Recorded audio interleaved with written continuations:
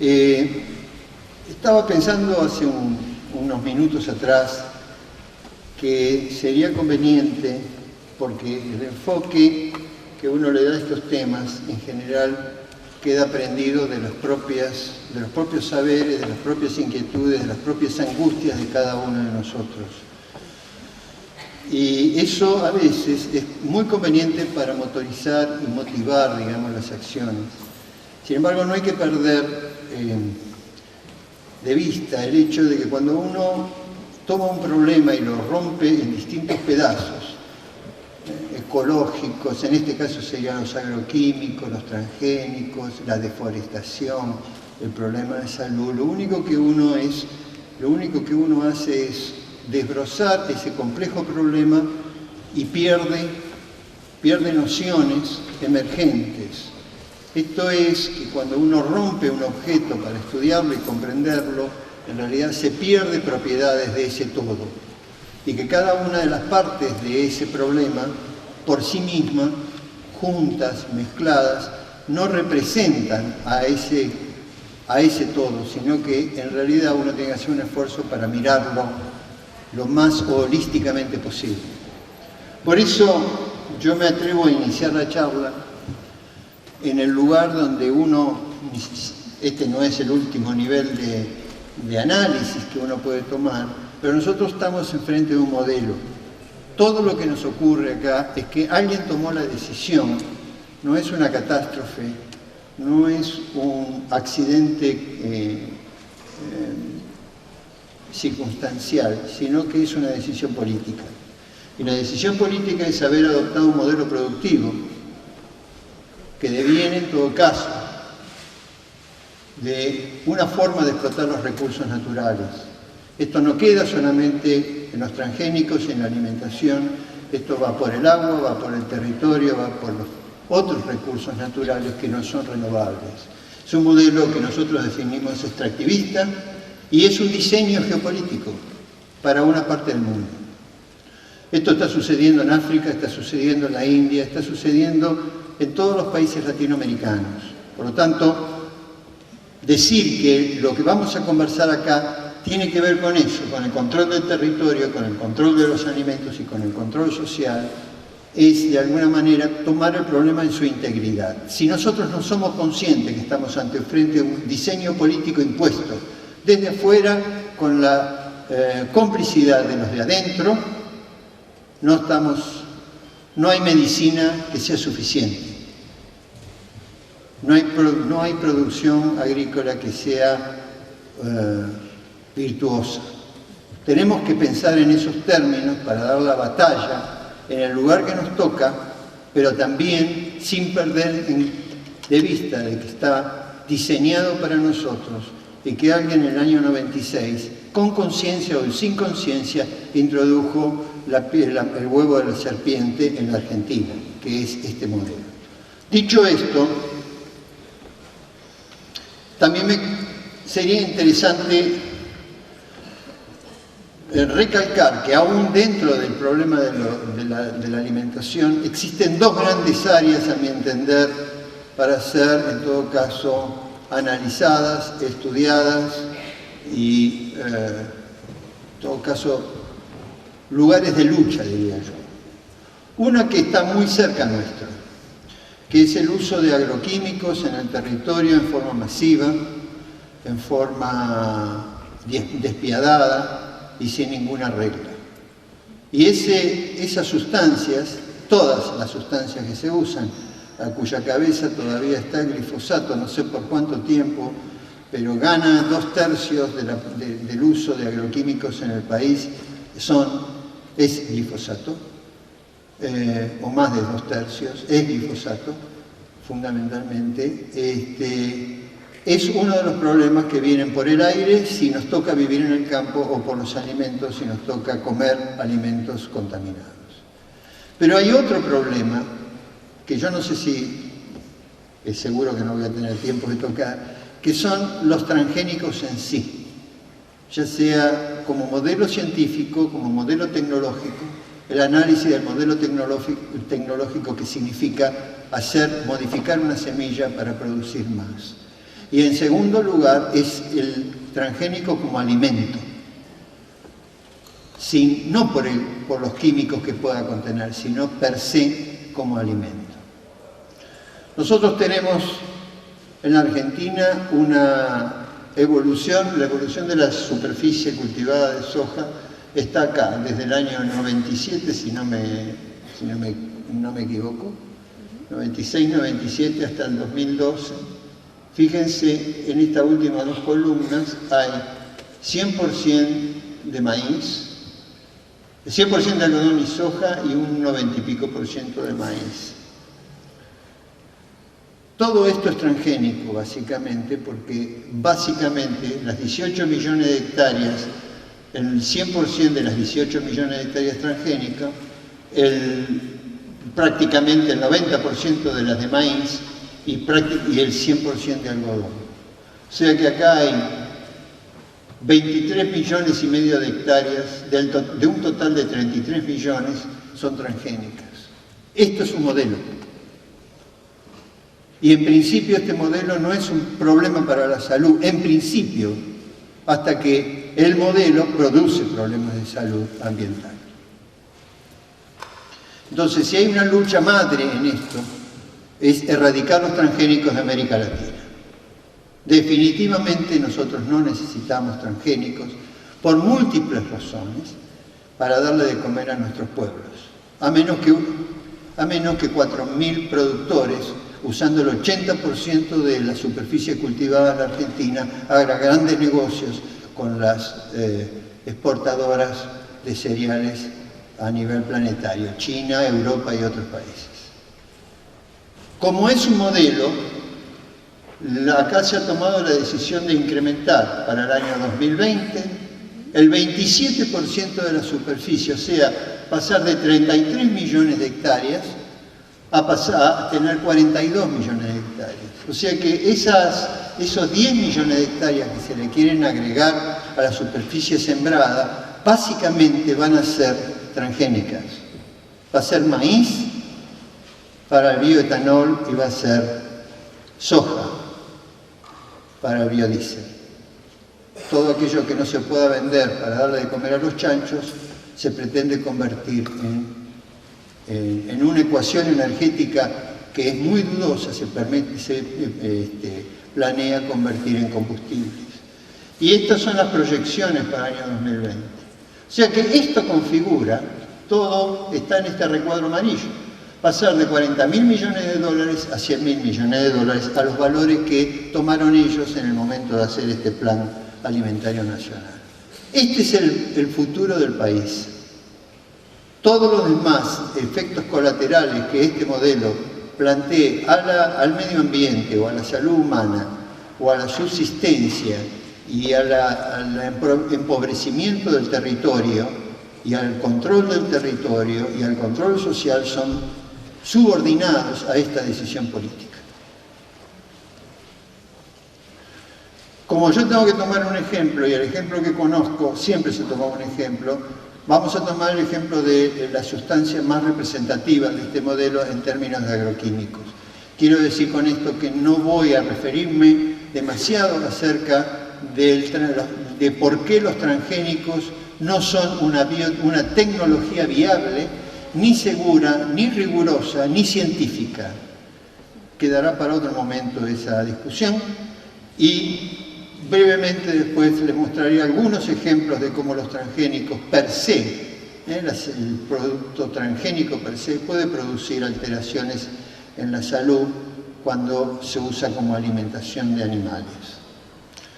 El glifosato, en todo caso, va a presidir esta charla porque, en todo caso, la charla es el mayor de los demonios en este país. Y debería recordarles yo que hay una serie de acciones metabólicas y celulares que están descritas acá, que son la base, digamos, de todos los efectos que nosotros vemos del glifosato en la naturaleza y en la salud. O sea que bloquea la maquinaria de reparación del DNA, bloquea o sea que el DNA no puede repararse y no puede seguir sus su metabolismo normal después de cuando se produce algún daño en el DNA espontáneo, altera el ciclo celular, activa la muerte celular, induce teratogénesis en el desarrollo de vertebrados y ahora ya no hay ninguna duda que induce aumento de cáncer y, como vamos a ver, algunas otras enfermedades que van apareciendo sucesivamente.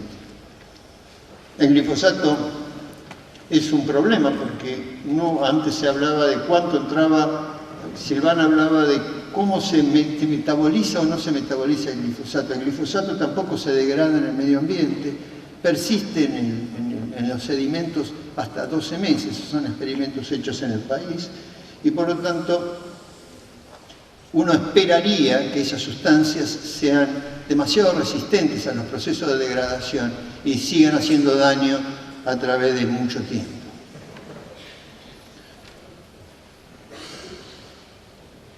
En este trabajo de Antonio y colaboradores, que se llama Efectos teratogénicos del glifosato, se denuncia por qué el glifosato, en realidad, las empresas sabían en el año 89, 90, 91, 92, ya sabían que era capaz de producir malformaciones.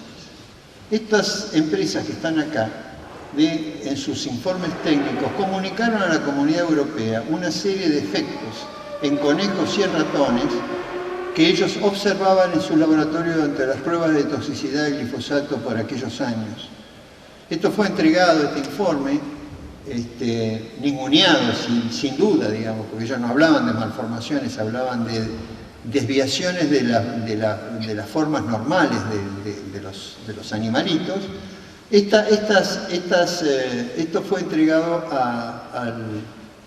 al gobierno alemán, que era el miembro de la Unión Europea que tenía que informar a la Unión Europea para aprobar o no el glifosato en Europa. Estos informes, que ya tienen muchos años, nunca fueron profundizados ni por las empresas, ni por Alemania, ni por la Unión Europea. Fueron subestimados, fueron puestos a un lado, fueron mal interpretados para poder informar al glifosato. La Unión Europea necesitaba aprobar el glifosato para montar un sistema de normativas que permitiera importar granos y porotos a Europa para los chanchos y los pollos, de tal manera que tuviera un mínimo de contaminación de glifosato. Una vez yo fui, cuando estuve en Bruselas, alguien me dijo, un alto comisionado me dijo, si nosotros, no lo dijo con respeto, lo dijo con sorna, si nosotros prohibimos el glifosato tenemos que cambiar toda la normativa europea de importación de granos, harinas y porotos. Por lo tanto, si uno prohíbe el glifosato, Europa no podría importar el forraje que importa en este momento. Por lo tanto, es una necesidad política tapar este tipo de informes. Esto es una vergüenza, porque acá hay una complicidad entre las compañías, el gobierno alemán y la Unión Europea, que se ejecutó y se hizo efectiva en el año 2002. Hoy sabemos que el glifosato, en base a los estudios de distintas personas, distintos investigadores, nosotros en el terreno de las malformaciones y otros en terrenos de usando test de genotoxicidad, que son test que permiten identificar cuál es el grado de daño de material genético en una población expuesta o no expuesta a estas sustancias químicas, producen no solamente malformaciones ni cáncer. Yo voy a ampliar el espectro dentro de unos minutos. Debería acá hacer un paréntesis, salvo que esto uno lo haga en animales de experimentación en condiciones experimentales muy controladas. Nunca se puede cerrar, porque cuando yo pongo acá genotoxicidad, cáncer, estoy poniendo el glifosato, estos son estudios hechos en Córdoba, estoy poniendo el glifosato y todas las demás sustancias que acompañan al glifosato, que son los insecticidas, que son los fungicidas, etc. Todas las demás sustancias químicas que acompañan al glifosato. De todas maneras, sería importante que si uno quisiera estudiar cómo matan los venenos, valga la redundancia, ¿no? Uno quiere estudiar cómo matan los venenos o cómo envenenan los venenos, digamos. Tendría que estudiar sustancia, por separado, y después hacer combinatorias de las sustancias a ver si se suman efectos o se anulan efectos, digamos. Ese es un problema de la farmacología y la toxicología. Yo estoy un poco decepcionado acerca de este tipo de estudios porque me parece que tratar de explicar cómo envenenan los venenos o cómo matan los venenos, digamos, es una redundancia, una pérdida de tiempo. Son venenos.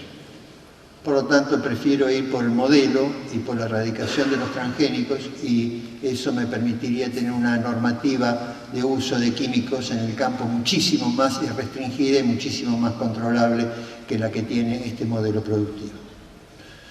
Nosotros hicimos experimentos con anfibios y con pollos y usamos una dosis de 1 en 5.000, encontrando que había un 30 y pico por ciento, había la mitad de los embriones se morían, y después había un 35%, un 30 o 35% de embriones malformados.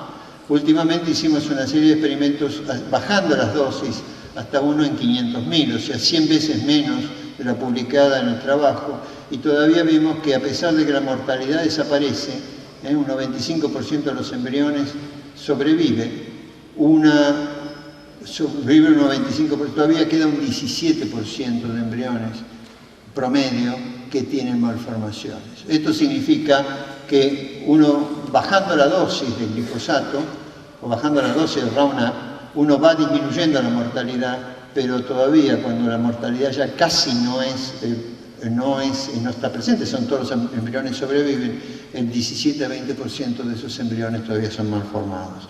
Por lo tanto, esto es un experimento sencillo que en realidad les dice que el glifosato produce teratogénesis, produce malformaciones. No solamente el glifosato las produce, y esto sirve para incorporar los otros agroquímicos, sino que otros químicos como la atracina o el trimedefón también producen malformaciones. Y todos ellos, tanto el glifosato como la atracina y el trimedefón, que son absolutamente diferentes en términos de fórmulas químicas y mecanismos de acción, todos ellos alteran la cantidad, usan el mismo mecanismo de acción que es el aumento del ácido retinoico, que es un derivado de la vitamina A. El glifosato es permeable en la placenta, un 15 o un 20% de glifosato en sangre pasa a la placenta. Esto es un análisis hecho con una placenta que ya está a término, es un experimento, digamos, in vitro, digamos que la placenta es recién alumbrada, es usada por mecanismos de perfusión, a ver cuánto de la sustancia pasa de un lado a otro, y recordar que la placenta en humanos se forma a las 12 semanas, o sea que durante 12 semanas una mujer expuesta a glifosato de alguna manera, embarazada y expuesta a glifosato a través de la inhalación o contacto cercano con la aspersión de sustancias químicas en el territorio, que tiene una enorme oportunidad para pasar al embrión. Otro dato importante del glifosato que es poco conocido es que tiene vidas medias en un organismo, en un ratón, tiene vidas medias de 10 a 14 horas, pero no todo lo que entra sale. Cuando se hacen los test de toxicología, parte de ese glifosato queda adentro del organismo, y seguramente queda dentro del organismo porque los mecanismos de expulsión, digamos, ya sea a través del aparato digestivo, a través del aparato urinario, no es eliminado, ni él ni sus subproductos es eliminado en pocas horas, sino que parte nunca llega a ser eliminado, con lo cual uno debe sospechar, y esto sí debería ser estudiado, qué pasa si se queda en los tejidos, o sea, qué puede hacer una cierta cantidad de glifosato en los tejidos. Es una incógnita que nosotros no sabemos, pero seguramente no buenas noticias. Todos estos ejemplos yo los pongo porque la industria dice todo lo contrario. La industria dice que se degrada, la industria dice que no pasa a la placenta, hay ministros que dicen que no pasa a la placenta, hay un ministro que es muy pequeño, que dice que no pasa a la placenta, Y hay otros que dicen que todo lo que entra sale. No es, ninguna de esas cosas es verdad, sino que las evidencias muestran de que esas cosas funcionan de otra manera. El futuro, lo que llama el futuro de la industria, muestra el fracaso de sus propuestas para el futuro, valga la redundancia. De las nuevas semillas argentinas, ya están explorando la posibilidad de aprobar semillas que lleven la resistencia al glifosato y al 2,4-D. O como pasó en el 2011, que de 10 semillas, de las 10 semillas, 5 de ellas ya llevaban glifosato y glufosinato de amonio, que es uno de los herbicidas que se incorporan a esta danza de venenos. Esto conceptualmente me parece que hay que aclararlo. La industria mostró hace 10 años atrás un enorme optimismo de que ellos iban a inventar otras tecnologías que iban a eliminar, iban a ser transgénicos, en otras palabras, que no iban a ser necesariamente acoplados a químicos. Y prometieron con la biología molecular reformular paulatinamente sus aproximaciones experimentales de tal manera que ellos iban a tener semillas transgénicas que no usaran transgénicos, que no fuera necesario usar transgénicos.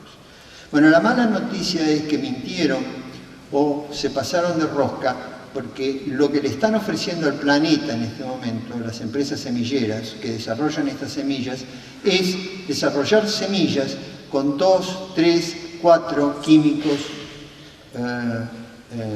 ya sea por resistencia o por expresión génica, lo que sea, pero con genes apilados, lo llamamos nosotros, genes foráneos, que se introducen en la semilla. En vez de tener glifosato solo, la resistencia al glifosato, van a venir semillas con resistencia a 3 herbicidas diferentes. O sea que cuando fumiguen el campo, van a fumigar con glifosato, con dicamba, con glufosinato de amonio, por separado o juntos, porque en realidad ellos lo que no es suficiente para la insuficiencia del glifosato para hacer el trabajo para el cual fue diseñado, lo van a cumplir otros químicos. Entonces, sumando químicos va a haber que echar más veneno para obtener el mismo resultado que hace 20 años atrás se obtenía con el glifosato solo. Esto nos lleva también a la consecuencia de que el glifosato, veneno por sí, va fallando y las semillas con solamente glifosato no están funcionando bien. Básicamente lo que les quiero decir es que las empresas nos están ofreciendo un mundo bastante peor que el que estamos viviendo. El glufosinato de amonio, que es uno de los candidatos, produce malformaciones. Ahí hay claramente un embrión tratado y un embrión control. Ese embrión es normal y este embrión ya tiene alteraciones en sus marcadores moleculares. Este es un trabajo que nosotros publicamos con juntando toda la información científica que había en el país y la pusimos toda junto en este trabajo para el que le interese. Aquí va la respuesta a Claudia, que dice que pequeñas cantidades de 10 a la menos 6 a 10 a la menos 12 concentraciones de ese nivel, bajísimas concentraciones, ahí tienen nanogramos por litro o miligramos por litro, es capaz de incrementar la proliferación de células que son células provenientes de cáncer de mama y que son sensibles a estrógenos. Uno le pone estas células, esas células que dicen T47D, le pone estrógenos y proliferan, que responden al estímulo estrogénico, típico de un cáncer de mama, ¿no? Estrógeno dependiente. Y el glifosato hace lo mismo. Bueno, aunque parezca, esto es muy técnico, pero aunque parezca tedioso y árido, este mismo grupo ha demostrado que el glifosato puede mimetizar la acción del estrógeno a nivel del genoma. O sea, la función que tiene el estrógeno es entrar al núcleo y activar algunos genes, entre ellos su propio receptor. Porque estos chanchitos que están acá son chanchitos dinamarqueses que un tal Pedersen, que es un chacarero dinamarqués, alimentaba con soja argentina. Y veía que le pasaba a los chanchitos, le pasaba eso. Dicho sea de paso, algunas malformaciones en humanos que nosotros pensamos que pueden tener que ver con los agroquímicos, en particular con el glifosato, son parecidas a esas. Sobre todo la más grande, que tiene la cara, todo el cráneo deformado. Y las que nosotros vemos en nuestros experimentos en anfibios son equivalentes a esto. No voy a dar una clase de embriología. Bueno, Pedersen hizo esa observación y un buen día, sin decirle nada a nadie, decidió que podía tener este problema y otros más, porque se le morían por insuficiencias hepáticas, insuficiencias renales, etc. Había una serie de problemas, o se enfermaban o de adultos, o las madres tenían chanchos muy seriamente lesionados con gran frecuencia. No todos los chanchos salían así, pero gran frecuencia, mucho más que la normal. Y un buen día este muchacho dinamarqués, no está muchacho por cierto, decidió que eso podía tener que ver con la alimentación. Y sin decirle nada a nadie, cambió la alimentación y en vez de comprar soja argentina, compró otra soja. Habrá conseguido soja no transgénica. Y alimentó su piara de chanchos, y a las mamás y a los chanchos machos con ese nuevo alimento. Y todas estas alteraciones de forma y todas las lesiones funcionales que tenían y alteraciones metabólicas tendieron a desaparecer. Dio lugar esto a un informe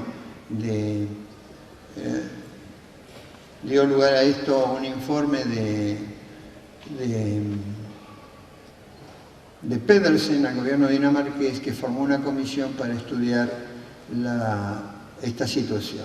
Lo interesante es que Pedersen lo que también denuncia es que una de las razones de la frecuencia de alteraciones que induce la soja argentina en particular es que 2 semanas antes, y esto tiene que ver con el modelo, no tiene que ver con otra cosa, 2 semanas antes de la cosecha, el productor argentino, para asegurarse el nivel de humedad y asegurarse el último tramo, digamos, del desarrollo del poroto, estoy hablando de soja en particular, le echa una fumigada.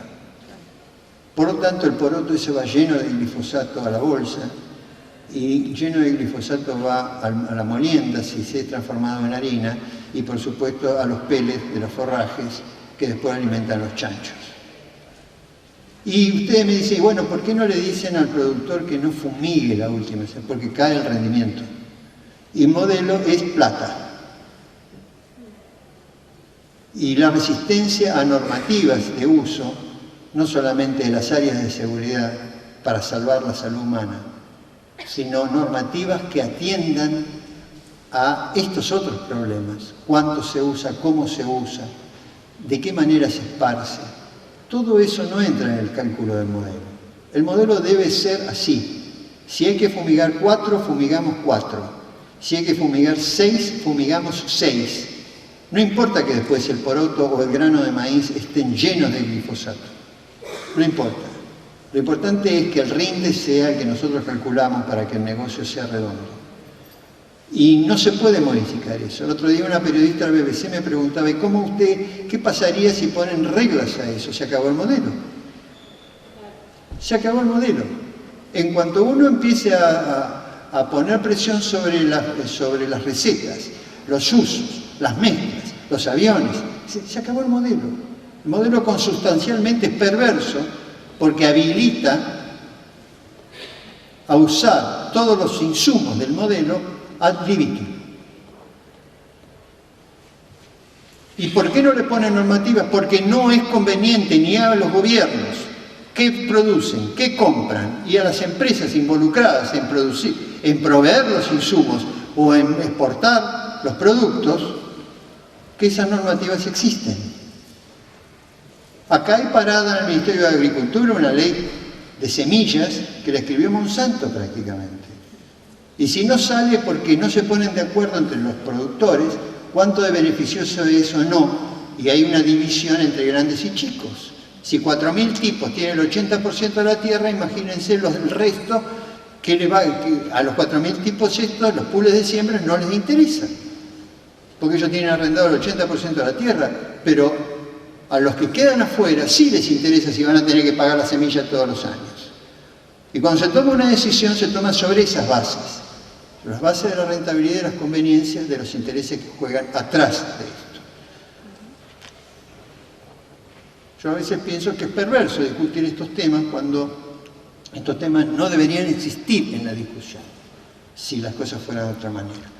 Para peor, como si eso fuera poco, acaban de aparecer dos trabajos, donde relaciona al glifosato con algo muy conocido, que es que bloquea los sistemas de desintoxicación del organismo, y por eso los organismos se enferman, o por eso se alteran los metabolismos, porque hay enzimas que tienen como función desintoxicar, destruir cosas. Y cuando esas enzimas que desintoxican, que manejan, controlan los productos metabólicos en secuencia, fallan, algunas cosas se acumulan y otras desaparecen.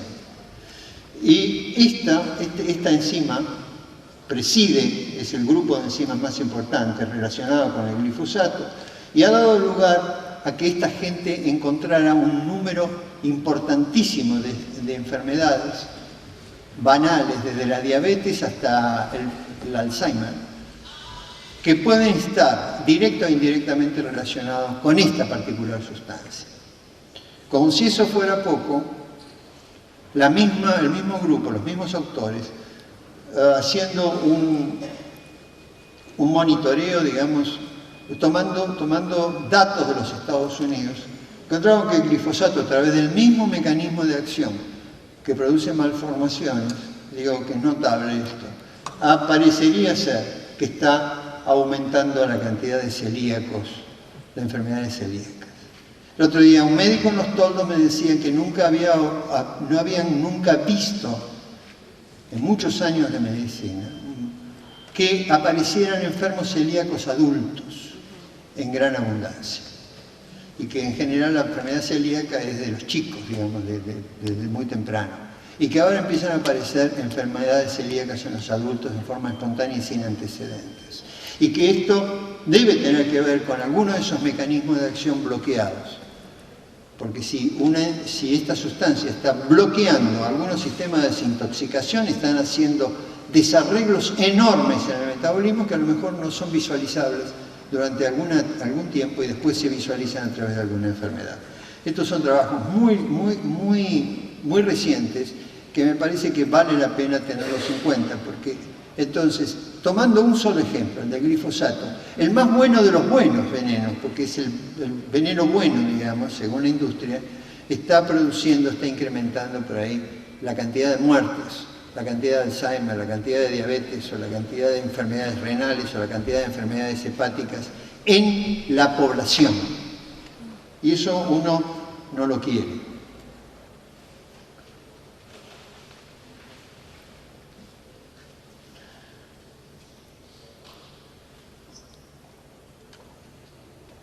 Este es un trabajo hecho en Estados Unidos por un grupo de productores que agarraron maíz no transgénico, maíz transgénico y maíz no transgénico y lo compararon.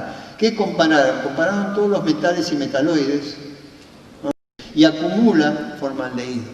No sabemos si esto viene del glifosato directamente o viene de algún metabolismo del celular, pero lo cierto es que hay 200 partes por millón de formaldehído en el grano de maíz transgénico, en este experimento particular. Y nadie quiere tener una acumulación de formaldehído en sus tejidos, ¿no es cierto? Porque además es un cancerígeno. En un estudio hecho en Quebec, por Aris y Leblanc, y estudiando grupos de mujeres embarazadas y no embarazadas, ellos encontraron que en las mujeres habían encontrado glifosato, encontraron glufosinato de amonio, eso quiere decir que en Canadá ya lo están usando, el glufosinato de amonio, encontraron glifosato y glufosinato y encontraron rastros de proteína CRI1 AB, que es la proteína BT.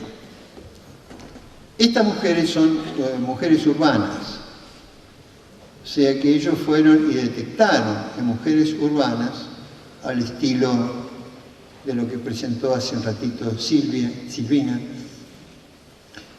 encontraron glifosato y encontraron rastros de proteína transgénica también. La única manera de que esas personas tuvieran estos contaminantes en sangre es a través de los alimentos.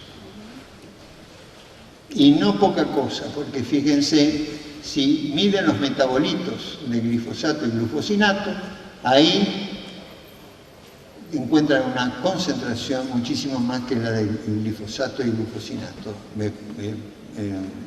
inicial.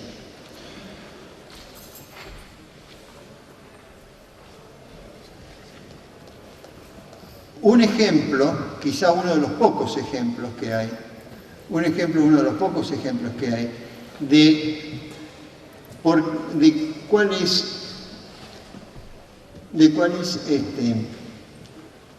de cuál es la calidad o la equivalencia, lo que llamamos equivalencia sustancial, si el alimento transgénico es exactamente igual al alimento no transgénico. Acá, tanto en mortalidad como en la aparición de tumores, es muy difícil esta diapositiva, es muy confusa, pero lo que les quiero decir es que ellos comparan alimento transgénico y tratado con glifosato y alimento transgénico sin tratar con glifosato.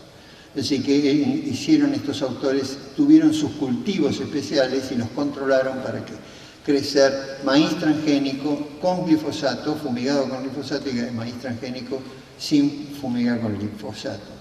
Estos son los trabajos, es el trabajo de Seralini, y para su sorpresa, para la misma sorpresa de Seralini, tanto el tratado con glifosato como el no tratado con glifosato daba esencialmente las mismas patologías.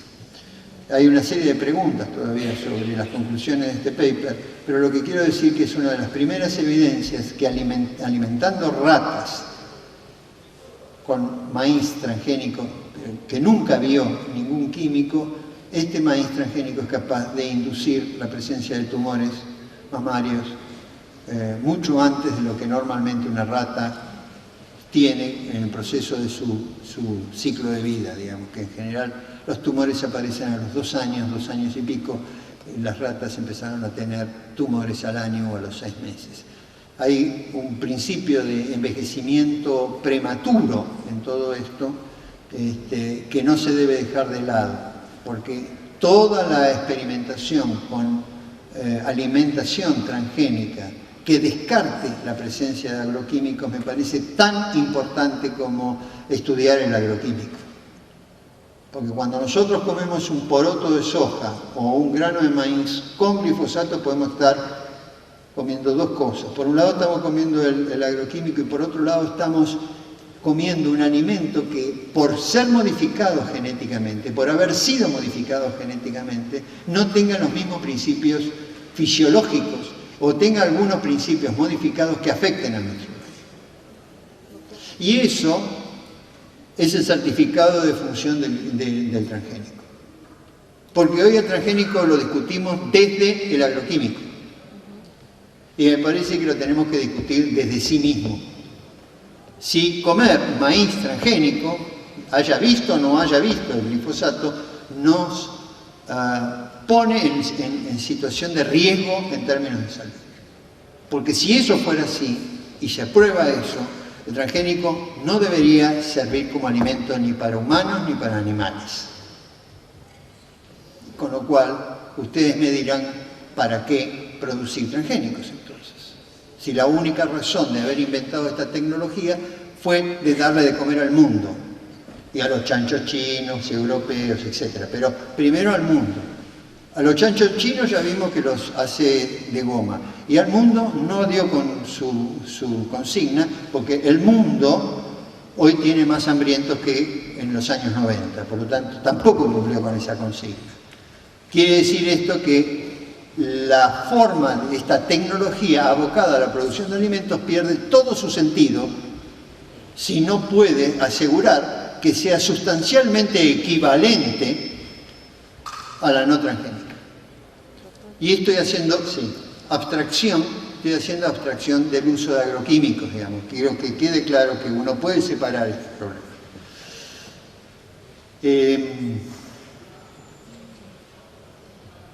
No, yo voy a dejar acá, porque ya me pidieron y sé que está todo atrasado, así que les agradezco mucho. Podría comentar alguna otra cosa, pero todo pasó.